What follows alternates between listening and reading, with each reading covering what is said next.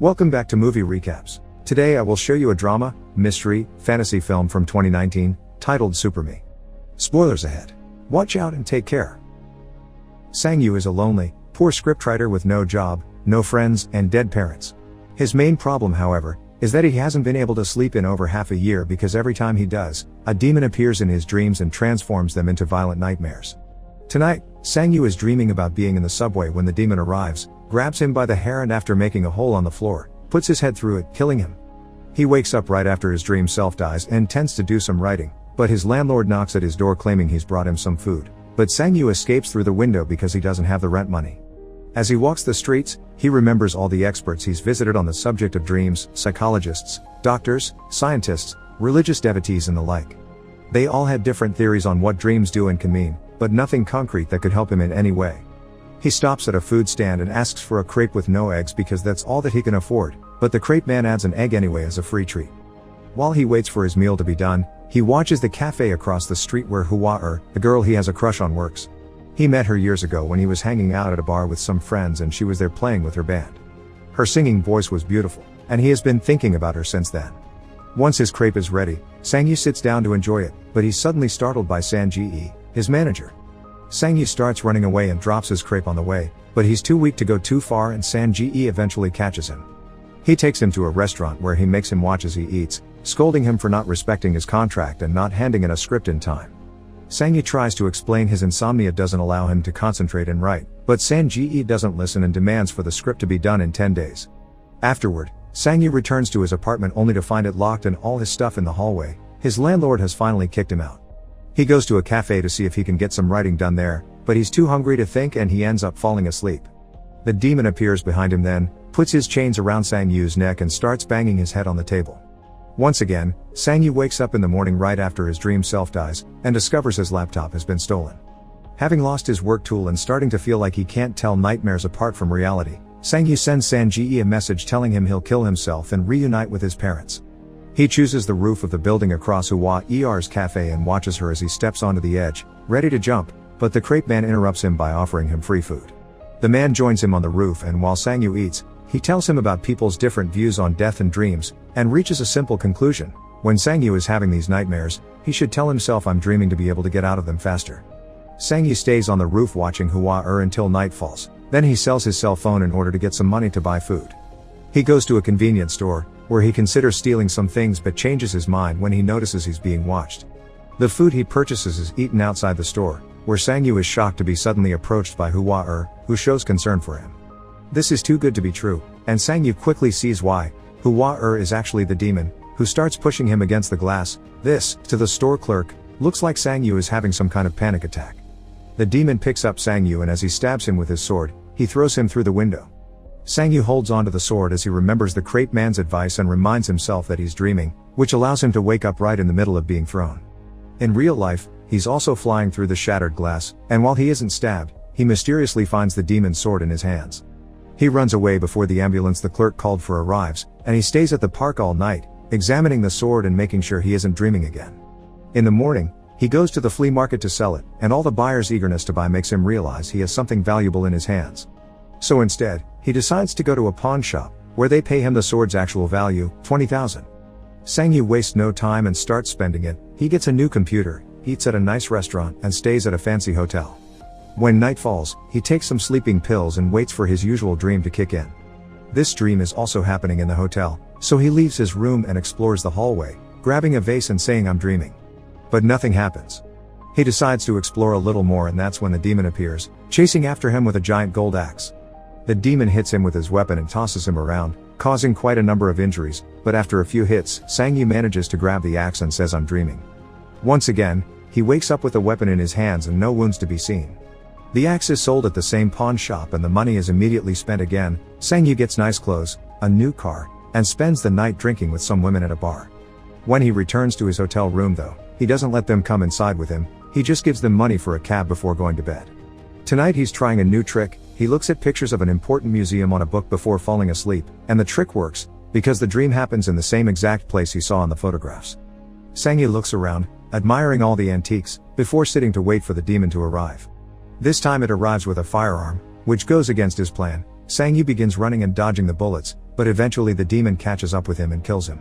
Sang-yu wakes up in his hotel bedroom, but since he didn't manage to grab anything, he doesn't want to leave the job unfinished, so he swallows a sleeping pill. Back in the dream, he begins running again, and after dodging a couple of bullets with a particular exceptional jump, he grabs 2 antiques before saying "I'm dreaming" and waking up.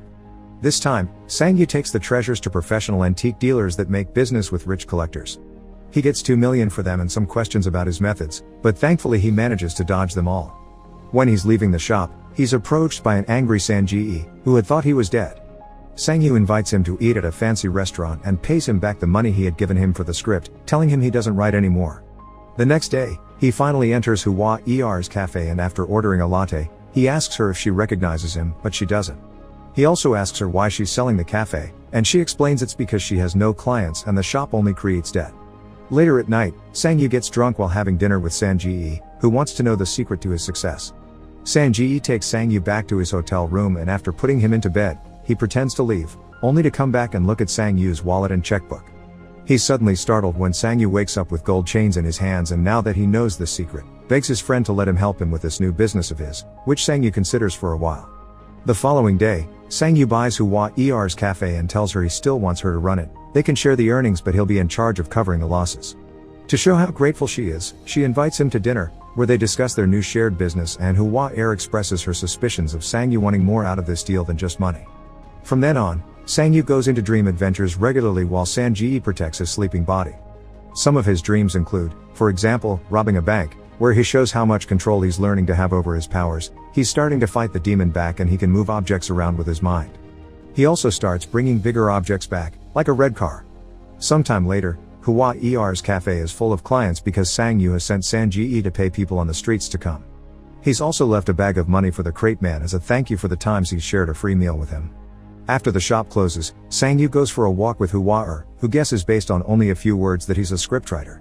Sang-yu begins to walk her home every day after work, and one night, he lets her drive the red car from his dream, which he tells her is for her. Such fortune makes her assume he's a very famous scriptwriter. While she drives through the night, Sang-yu remembers the day he met her. After her show, he saw her crying after a fight with her ex, and afterward, he followed her to the movies a couple of times. Sang-yu decides to take her to the movies in the present, which Hua accepts, but it also makes her wonder when they'll get to see a movie he wrote.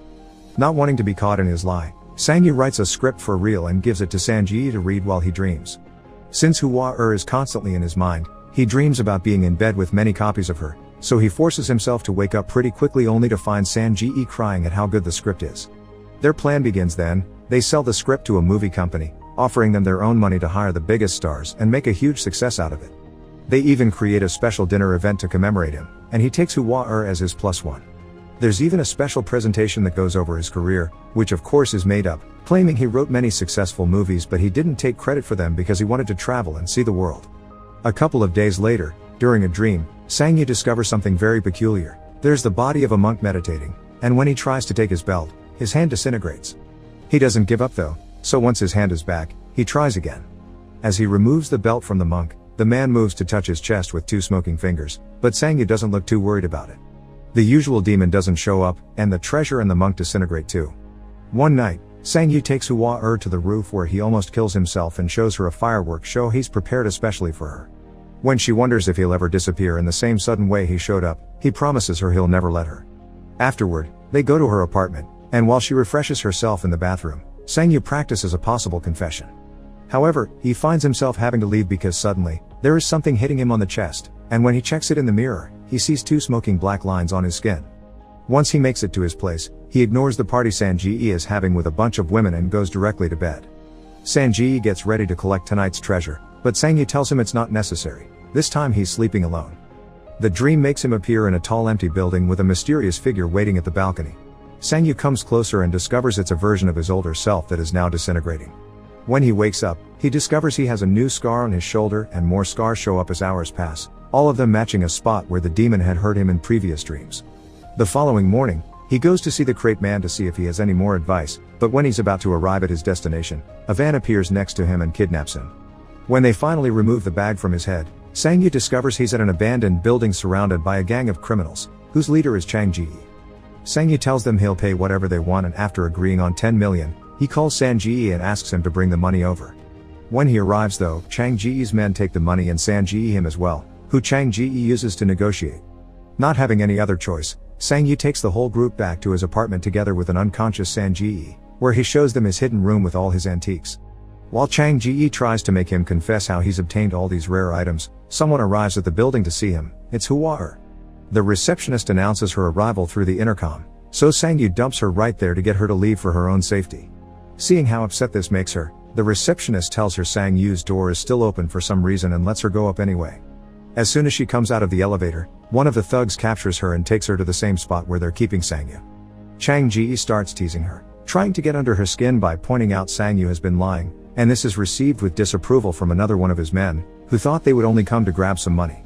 As punishment for his indiscretion, Chang Ji puts on some golden knuckles and beats him up while Sang Ji secretly begins to wake up. When Chang Ji turns to Hua next, she kicks him in self-defense, and that's the chance that Sang Ji takes to jump in with a vase he uses to hit the man holding her down. Sang Yu bites the thug holding him and manages to escape, but not without getting stabbed first. The three of them run away while Chang Ji shoots the man he beat up, but it's hard to go far when Sang Yu can barely walk because of his wounds.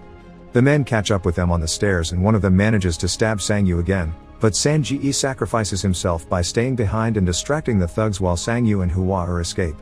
Only one normal man isn't enough to go against two trained men though, so Sang Ji is beaten to death.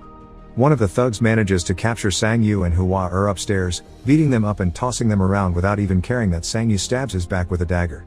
The two of them pass out and Sang Yu suddenly finds himself in some mysterious ruins, covered in a black substance that quickly goes away when he starts moving. After looking around, he touches a glowing door arch and starts seeing a flashback of his life the last few months, including both real life and dreams, and even a version of him that was taken by the ambulance that night outside the convenience store. When that's over, he walks to an area with a giant crystal wall, which he starts hitting as he repeated "I'm dreaming" over and over until he passes out from blood loss. Suddenly, his body starts transforming, and Sang Yu finds himself becoming the demon. With the machete that appears in his hand, he starts hitting the crystal wall while picturing himself as the demon in various conversations that already happened but giving them a twist. Instead of sitting there and listening, in these versions he imagines, he hits his landlord in Sang Ji for not being nicer to him. When the wall finally breaks, the demon comes out in Sang Yu's living room, where Sang Yu's body is waking up as well. The demon kills all the thugs without hesitation, even making his strange firearm appear when necessary. Then he comes after Sang Yu, ready to kill him as well, but he mumbles "I'm dreaming."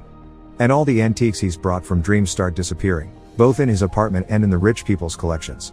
Sang Yu falls unconscious yet again, and when he wakes up, he finds himself all the way back on the night outside the convenience store. Hua finds him and remembers him from the concert, so she feels pity for him and takes him to her place to give her some real food. While he eats some noodle soup, she tells him she's read a story of his in a magazine and thinks it was very good, he just needs a bit of luck to make a breakthrough.